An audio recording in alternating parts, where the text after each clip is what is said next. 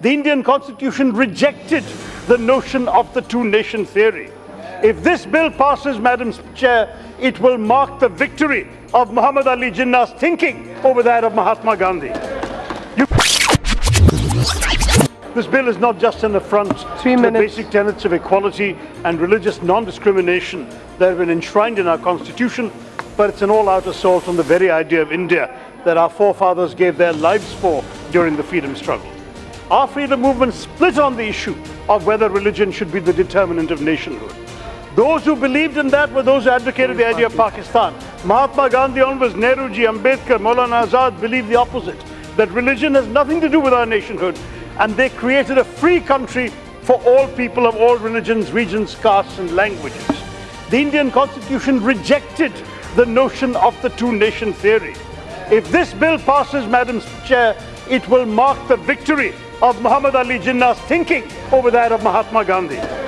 You cannot say you reject Pakistan while advocating the same logic as Pakistan. Ironically, it goes against the historic legacy of Hindus in this country. Swami Vivekananda has been quoted already as saying how proud he was to speak of a nation that has long given refuge to the persecuted of all nations and all faiths. We lived up to Vivekananda's We lived up to it by giving refuge to Tibetan refugees, to the Baha'i community, to Sri Lankan Tamils and 10 million Bangladeshis, the largest refugee exodus in human history, without once asking them what their religion was. Today, you are violating Article 14 of the Constitution by singling out one community and refusing to grant only them asylum from oppression. We have already had a partition of the Indian soil, Madam Chair. This bill is marking a partition of the Indian soul. And I beg this government not to proceed with this. You yourself, when speaking from the floor, went on about UNHCR's work. It's not HRC, it's HCR. I worked for them for 11 years. And I can tell you how sad it is that India is one of the few democracies in the world not to have either ratified the Refugee Convention or Protocol, and one of the very few democracies.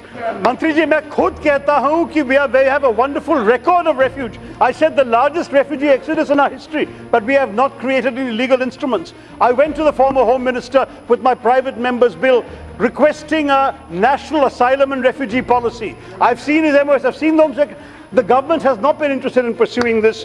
Yet, madam, you took away some of that time, so let me please give that back to you. The main point is that we don't have, unfortunately, the government taking any basic steps as required under international law to improve the determination of refugee status, to go ahead with ensuring treatment of refugees. That is, anybody who is fearing persecution on the grounds of ethnicity, gender, political opinion, sexual orientation, all these people are excluded from this bill.